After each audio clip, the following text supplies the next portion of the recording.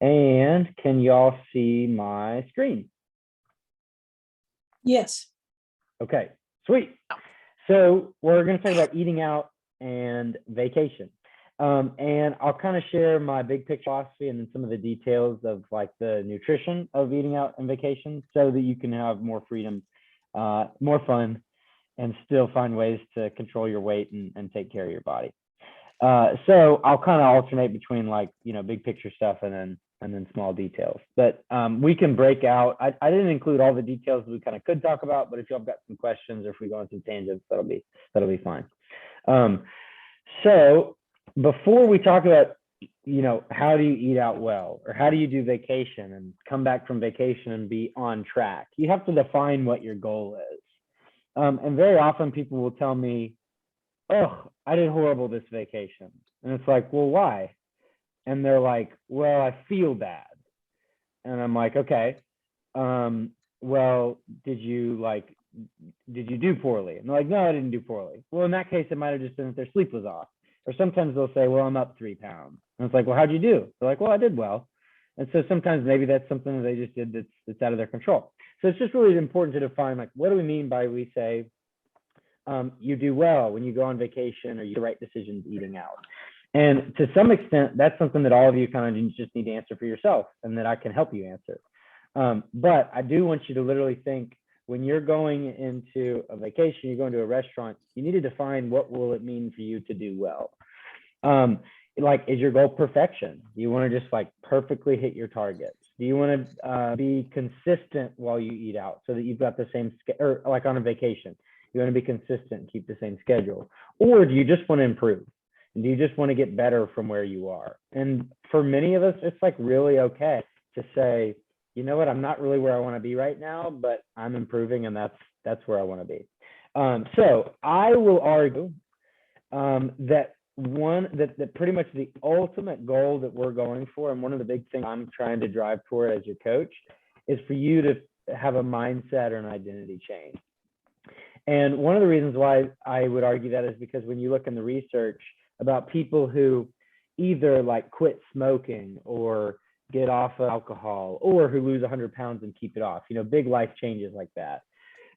People that accomplish that report that the thing that helped them make that happen was that they began to change the way they identified themselves, and they changed the way they saw themselves. So that's just, it's a very powerful way. If you change your self-identity, your behaviors will change.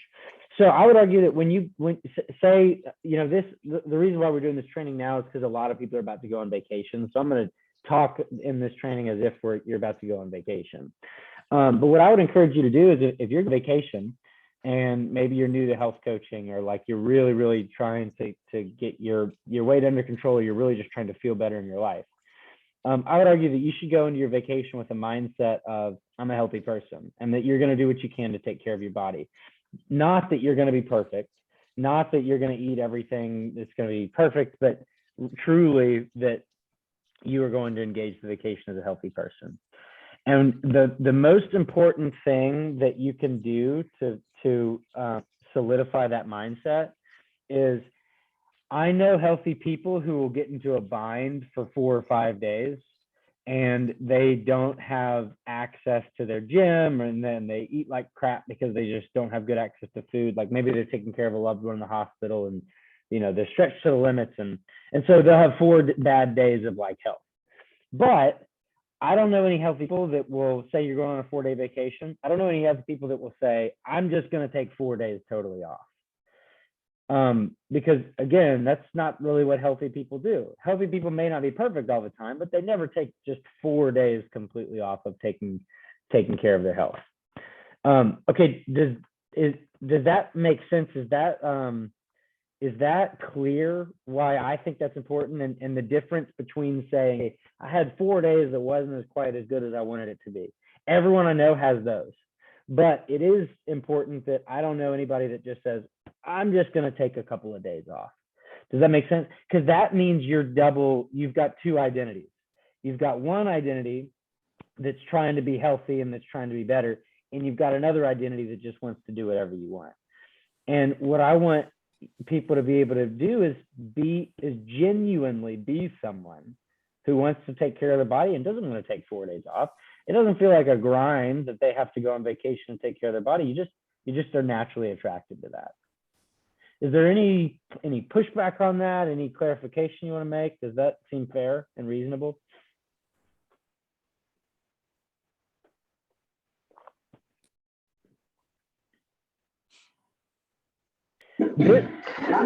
My question would be, how do, like, I just got back in town. Mhm. How do you really eat out Yeah. and be healthy when they, like I chose grilled chicken, Mhm. but with all the bad fats that they use, the oils? Yeah. Okay. So we'll get that. That's a great question. We'll get into that here soon, Sally. But Thank you. That's great. You're like, I went on vacation and I was trying to do well. So that's awesome. That kind of piggybacks with what I was saying. You're still wanting to do better, and we'll get into the X's and O's. But just as an example, and Teresa, you haven't been set up with your check-in system yet, but just as an example, you guys will go on vacation, and that's why I'll still have you fill out your check-in form on Sunday night. Like if you go on vacation, I don't tell you, oh, don't check in this week, you'll just get back to it next week. No, I say, now your goals for a week of vacation will change, but you still have goals and you're still going to report in and still evaluate yourself. So that's what I mean when I say you identify as a healthy person, you're not taking time off. And pretty much every client that I have that discussion with, I say, okay, you're about to go on vacation, don't take the 4 days off. Like, okay, yeah, I'm willing to do that. And then we find a balance based on the environment of the vacation. Sometimes you're going to go to an Airbnb, you're going to be able to cook because you're going to have access to a full kitchen. Sometimes you're going to stay with in-laws and you're not going to have any control over the food. So based on what your vacation looks like, we'll set different goals. But I would encourage you, if you're going on a vacation or if you're going out to eat for a restaurant, you should still be mindful and you should still set some goals. They may not be chronometer goals that you're going to be logging and tracking, but they should be something that you can point to and say, I did that. Because that's what healthy people do. And you all are healthy people. Okay, so Sally, you're asking how to do better. I'm going to try to make it pretty easy on you. So this is fun. Here's a spoiler alert. It's all the same macros is kind of a funny way to say it. So here's some I was thinking about this the other day. It doesn't really matter if you have a Philly cheesesteak or a hot dog or Taco Bell. I haven't eaten at Taco Bell in a very long time, but Taco Bell has mastered the art. They just combine they have 5 ingredients that they're just putting in different combinations. And so the beautiful thing about Taco Bell is the food will have a calorie count and it all is just different calorie counts, but it's all the same, pretty much. It's the same distribution of fats, carb, protein. So here's the first thing that I want you to know, Sally. How do you do well? Hey, recognize that if you're eating in a restaurant, you're not going to be able to do that great, and that's okay. Like we're going to try to do better, and there's ways that you can do better, and I'll walk you through at the end of this. I've got some resources for that. But this is not just fast food. Like it's not just Taco Bell. This would apply to the pizza joint down the street. This would apply to a fine dining restaurant. It doesn't matter if you're a cheeseburger and fry guy or a pizza and beer. I'm not going to add alcohol in, but you know what I mean? Like if you eat a cheeseburger at a restaurant or you get a pizza, they're pretty much going to have a very similar macro. Chili with Fritos and sour cream. Anybody know where I got that from? Where is that very commonly eaten for many of you? It's their home city. Petros. Yeah. So at a UT game, people walk by with hot dogs, chili Fritos. It's all pretty much the same thing. And the way that typically breaks down is, you've got your calorie count, and it's pretty much 50% fat from a calorie standpoint. 50% fat, 40% carbs, 10% protein, which is a very low percentage of protein in your diet. The more you're eating out, the more other people are cooking for you, just naturally, the composition of the protein in your diet is going to go way down. Now, sometimes these might be interchangeable. Sometimes, depending on what you're eating, it's going to be a little bit heavier carb or a little bit heavier fat. But interestingly, even if you order something like fries at a restaurant, it's like, well, fries, it's a potato, so that's a carb. But the fries were deep fried in oil. And so even a lot of times from a calorie standpoint, if you eat a basket of fries, it might be just as much fat as carbs. Does that make sense? You identify it as a carb, but you don't identify the oils that they're putting in your food. And so I cooked for a banquet about a month ago. It was a really fun opportunity. I got to cook with a couple of my friends. We cooked for about 80 to 100 people, and we made salmon and beef tenderloin and green beans and potatoes au gratin, and it was great. Well, there's a reason why the food distribution breaks down to this, and it's because fat tastes really good and hot crispy carbs taste really good. And the meal that I made for them, it was a little bit higher percentage of protein, but it was a very calorically dense, high fat meal because fat's just delicious. So, we had this big butter sauce on top of the salmon, and the potatoes had cream fraiche in them. And so fine dining, when you were eating a really good meal at a restaurant, you're like, man, it's so good. Why is food not this good when I cook it at home? One of the reasons for that is because it's doused in a bunch of palatable fats. Have you ever had rice at a restaurant and you're like, man, this rice is a lot better than what I eat at home? Anybody? You've been to the hibachi grill and you're like, I could just eat this rice all day. They're just coating it in like some kind of hot oil that just, makes it taste really good. So that is something that don't assume that you can look at your food at a restaurant and say, oh, I know what's in there. There's hidden, there's hidden stuff in it. Okay, yeah. So it's not just, so here's the thing. If you're going to eat at a restaurant, if you don't have control of your food, you're going to eat a pizza or a burger or whatever, just go ahead and say, hey, most places will have their calories posted, or you can find that out. And you can just say it's a 500 calorie meal. You can just throw it through this rough matrix that I'm giving you. And you can be plus or minus pretty close on estimating what you're eating. Okay, so remember the restaurant meals and the food that you're going to be eating out is extremely calorically dense. So it's not satiating, which means it's very easy to overeat. It's very easy to get down a ton of calories. So I'll give you an example of that. Real quick, I got a message that my internet's unstable, but it looks fine. Are y'all hearing me fine? Am I cutting in and out or anything? Okay. So it's extremely easy to overeat. And to use an example for that, very often my clients have a hard time hitting the amount of calories and targets that we give you. And the reason for that is because we have you eating food that looks like this on the right, sweet potato, Brussels sprouts, salmon, chicken, rice. How long you stay full on a big meal like that? If you were to eat brown rice, chicken, Brussels sprouts, and some olive oil, you'd stay full on that for several hours, right? Whereas almost every one of us has had the experience where they've eaten a Big Mac and fries or something similar, and an hour and a half later, you're like, your belly feels completely empty. And it's really not empty, but your body's ready for more.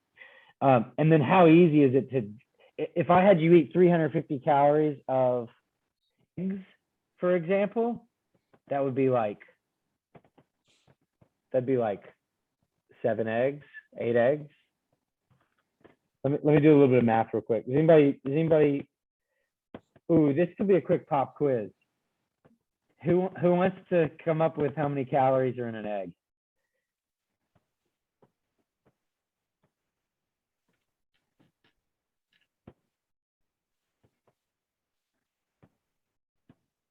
Anybody know? Anybody know how to figure that out? If you want to say something, I've muted some people because I was getting feedback. So if you want to say something, you'll have to unmute yourself. Is it about 75 depending on the egg? Yeah, good. Okay, so it's about 75. So how'd you get that number? Do you know, or? Because I know. And so about 4 calories per gram That, of protein and carbs, Love it. and twice that, or like 9 for fat. Perfect. So, and you Let's can put it on the carton too.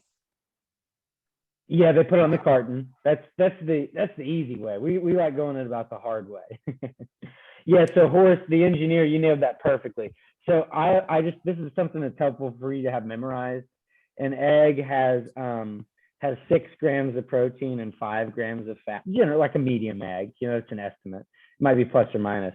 But so 6 grams of protein, and like Horace said, it's 4 calories per gram of protein. So it's 24 calories.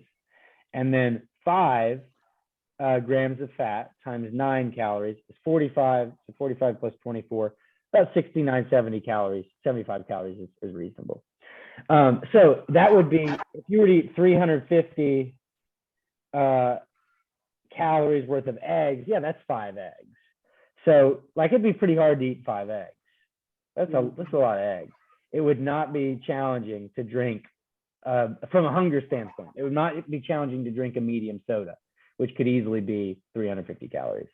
So that's one of the reasons why you could go to a restaurant, you eat something that's this big, but you really overshoot your targets because it's so calorically dense. And it's so easy to eat a whole basket of fries.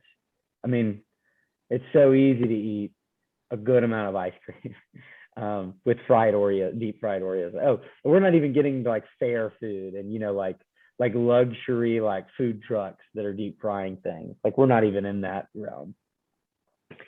Okay, one of the things so I've mentioned this, but what you can't see at the restaurant usually is the fats that they're incorporating in and other things, but they're using lower nutrient dense foods. And anybody know that term frankenfats? Y'all heard me say that before? Teresa, have you heard that phrase? No, I haven't. Frankenfats are those like scientific fats that are made in factories that aren't natural, like margarine, for example, or partially hydrogenated corn oil, the kinds of things that you can't, olive oil, you just take an olive and you just smush it and you get olive oil, right? You could literally make olive oil in your hand but a lot of the fats that we're eating in restaurants, like sunflower seed oil, you're having to put sunflower seeds through chemicals and then grind them up. And then, so it's just a lot of those kind of mystery fats and poor quality fats. And those industrial seed oils like canola, corn oil, rapeseed oil, which is what they use like at Chipotle, they're very high in inflammatory omega-6 fats. So if you eat out a lot for a weekend, which you don't typically do, you'll notice, you'll just feel inflamed on Monday morning when you're waking up. You'll see the scales up a little bit as you've stored some inflammation. Okay, here's an interesting fact. We talked about or we talked about the breakdown of most foods, very low in protein, high in fats and carbs. Anybody know the reason for that? Or one of the reasons for that? One of the I mentioned that taste. Protein is good. Yeah. What's that? Protein is expensive. Yeah. So I was looking for a graph of this. I'd seen one recently. I couldn't find one. I had the idea to put it in right before this. But if you graph the cost of foods at the grocery store, it is pretty much directly proportional to the percentage of protein that food has. So you've got corn in the bottom left, and then you've got all your grains, and you've got breakfast cereal in the bottom left, which literally costs nothing. And at the top right, you've got your red meats and chicken. But that goes all along the spectrum. Basically, what you pay for when you buy food is the protein.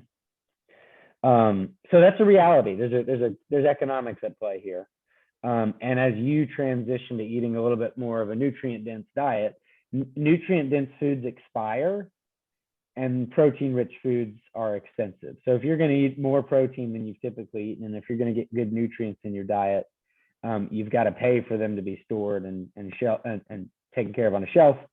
And then protein you got to pay for. So, not unmindful of that. That is kind of a downside, but it's just the reality. So how do we get more freedom? And this is where you can this is where I would, in a conversation with somebody about to go on a vacation, we just kind of find a middle ground. Where do we want to, how do we want to engage a vacation with freedom? But the first thing that I'd say is know what you're eating. Just knowing that you're going to be eating much more calorically dense meals that's approximately that macro distribution of above will help you understand and think through how to act and how to understand what you're eating. I would encourage you estimate or get a calorie count, and then use the breakdown to just kind of back of note card, figure out where your macros are going to go for that dinner.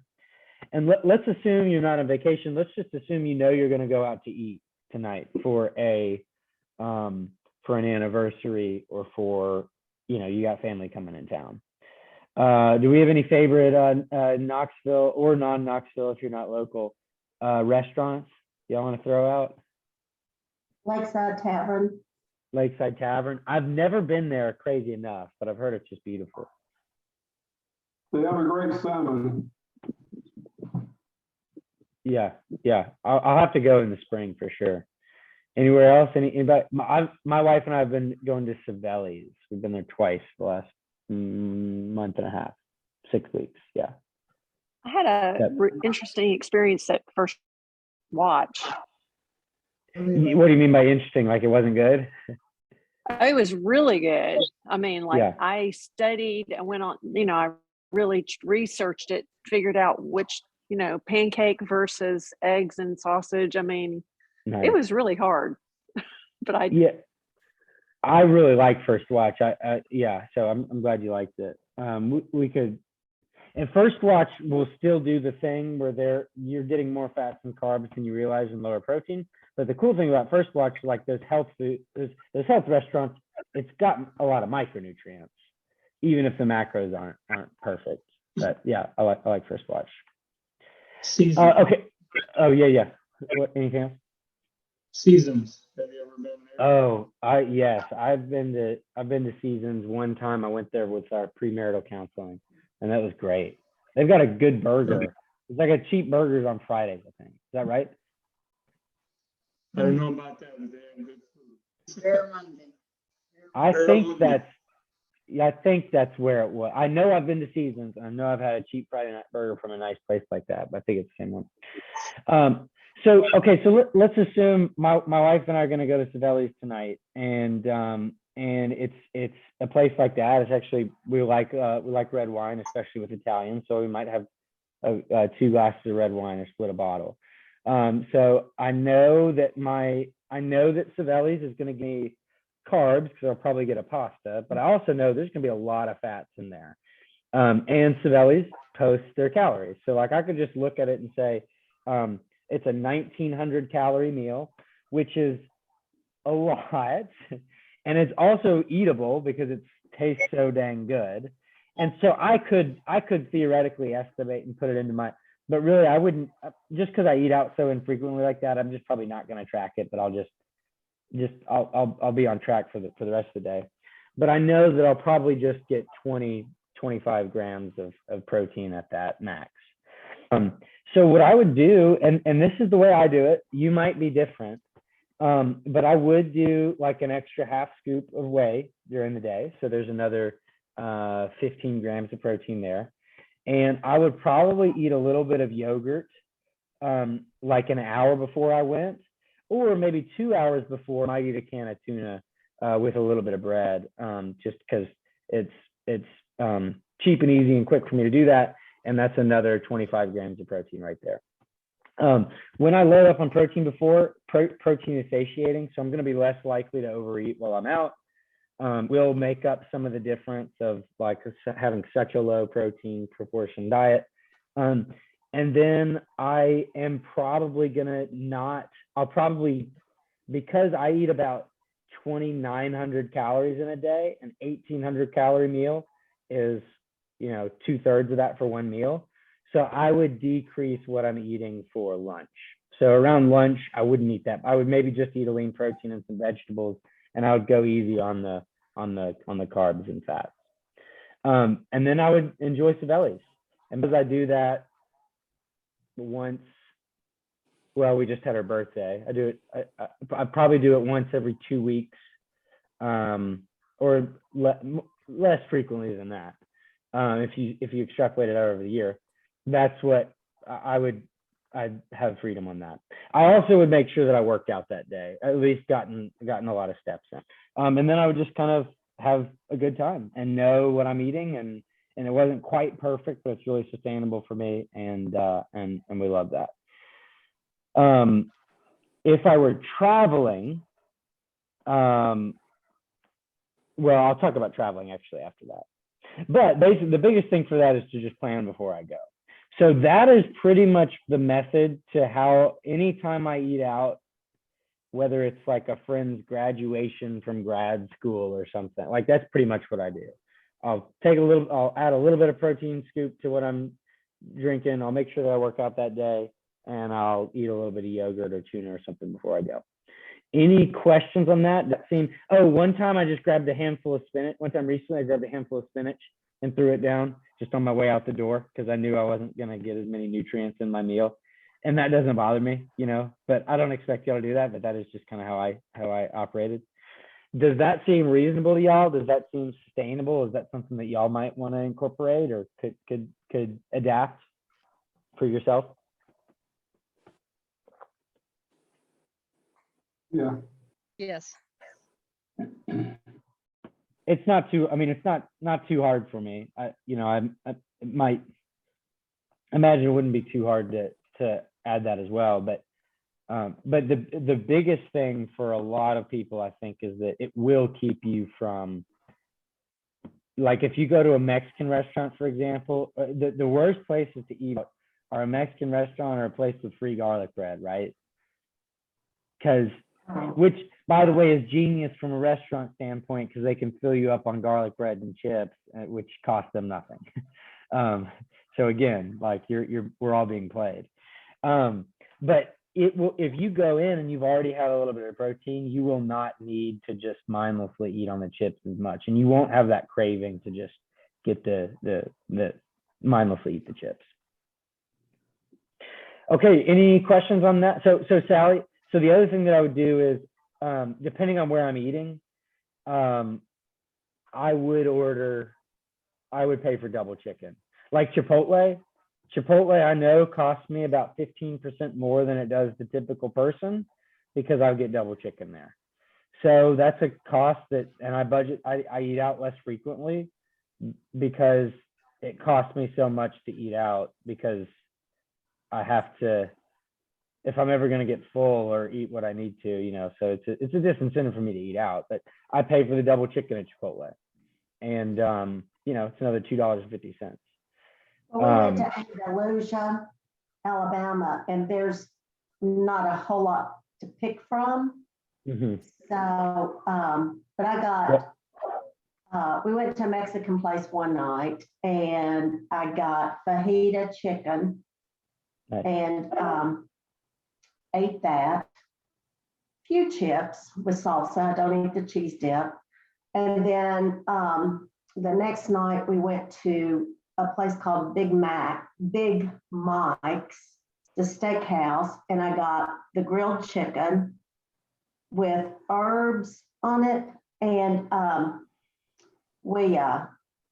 salad. Yeah. With very little dressing. So, I chose the best that I could. Yeah. And I think in some parts of the country, you're not going to have as many options. But the good news is we are increasingly having more options. And so this would get me to the vacation. So let's talk more about vacation. This is like my go-to. That's how I plan before I go. Anytime I'm going to eat out in the evening. Let's talk about if you are on vacation, meaning you're gone from your house for more than 2 days. This is, you should plan before you go. But again, I don't think this is that hard. It takes attention, but it's not going to take a ton of effort. All right, here's something that I'll say. I've got a client, she'll watch this recording. She's going to Vegas, and she's going to Vegas with some friends, and they're gonna have a good time. Here's the way I look at it. If you're going to on a trip that you know is going to be really fun, or you know there's going to be a lot of, whether it could be anything, whether it's alcohol or sweets or anything like that. If you already know, like if there's, or you just don't have any control over the food. So you've got in-laws, for example, or the holidays is a great example, where you already know there's going to be some very high calorie meals when in the family's traditional sweet potato casserole is going to be served. And you just know that some of that is going to make it into your diet. Don't waste a bad quality, low nutrient dense meal on a bad tasting food. So the one that I tell people during the holidays is don't snack.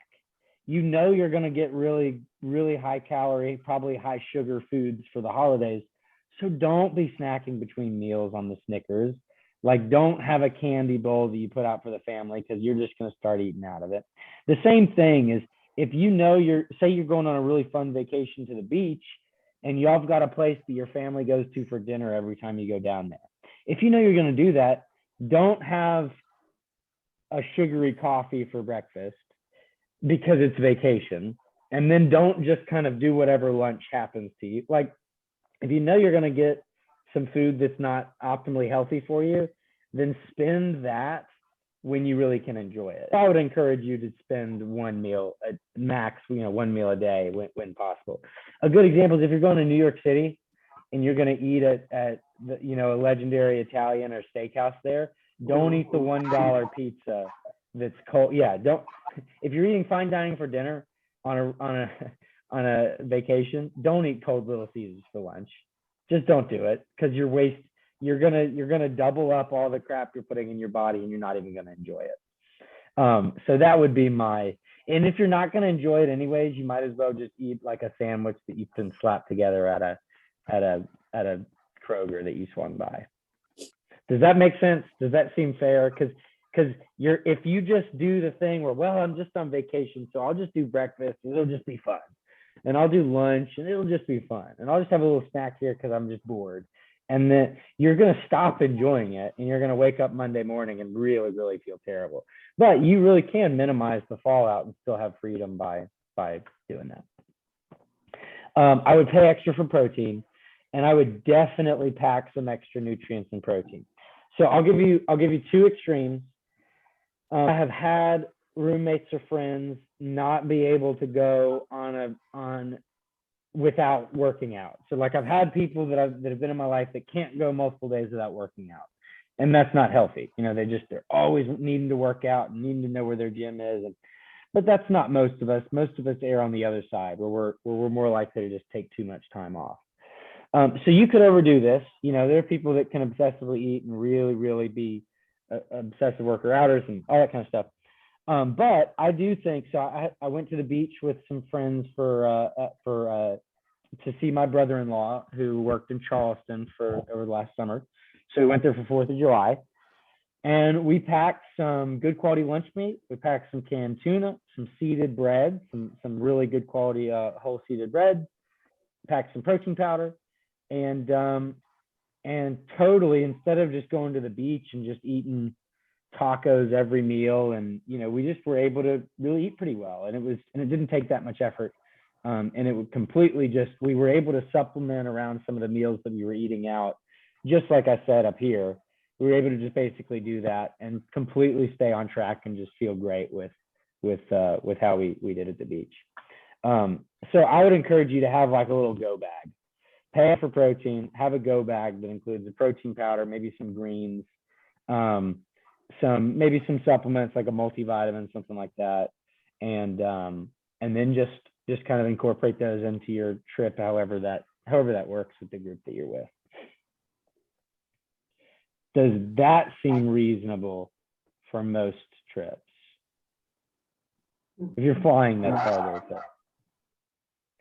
If you're flying somewhere, say you're staying at a hotel, the good news is you're staying at a hotel, you can swing by a Kroger on the way to the hotel and just grab a couple of things that you don't even have to cook. You could just microwave or just pull out of a can, something like that. The last thing, I found a really great resource. If you are traveling on the road, you are driving, here's a really great resource.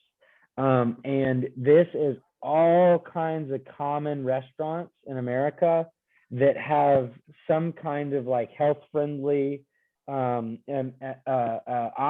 whose macronutrients are posted. So I'm going to send this link in the chat so that all of you can have this. But I'll show you what this looks like. You've got like Chili's, In-N-Out Burger, Subway. Like did you know you could get a 6-inch Subway sandwich with 46 grams of protein, 8 grams of carbs, 4.5 grams of fat? I didn't know that. So you've even got some Taco Bell on here. Obviously, Taco Bell isn't. Yeah, McDonald's, Blaze, Shack, IHOP, Denny's, Jersey Mike's. And remember, almost all of these foods, actually Chipotle is a good example.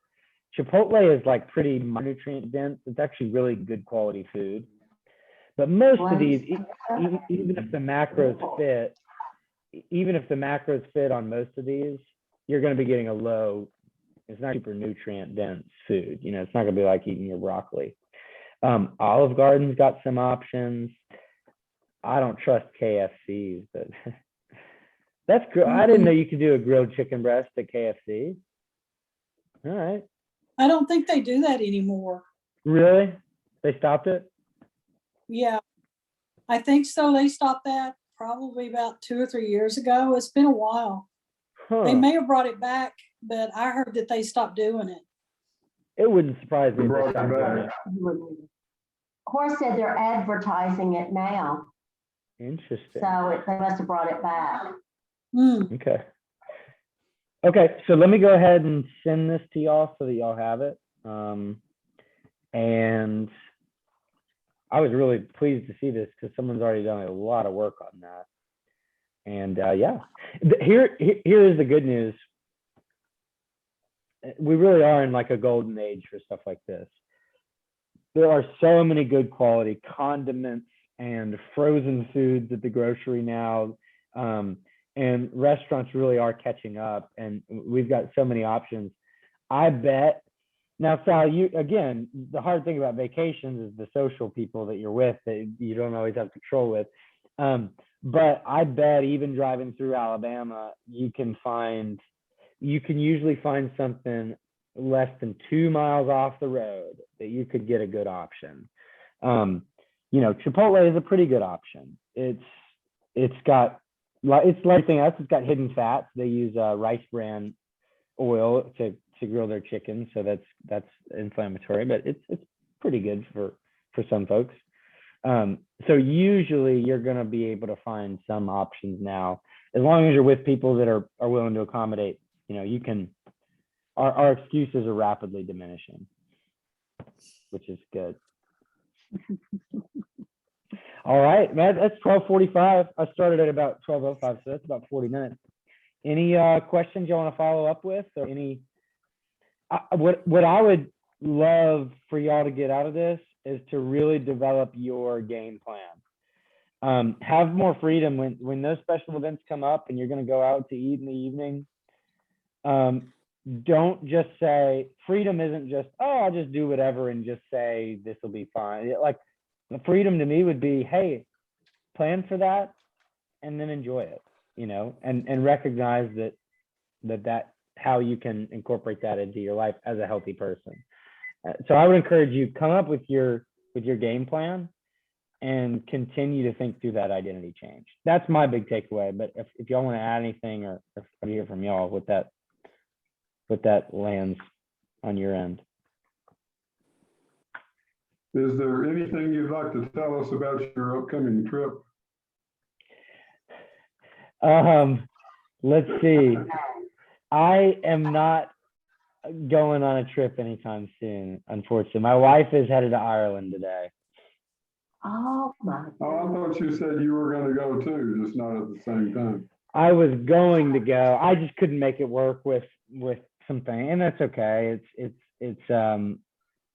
they got some really good flights that last minute, and I just couldn't quite swing it, but they could. So her side of the family's going, so I'm happy for them.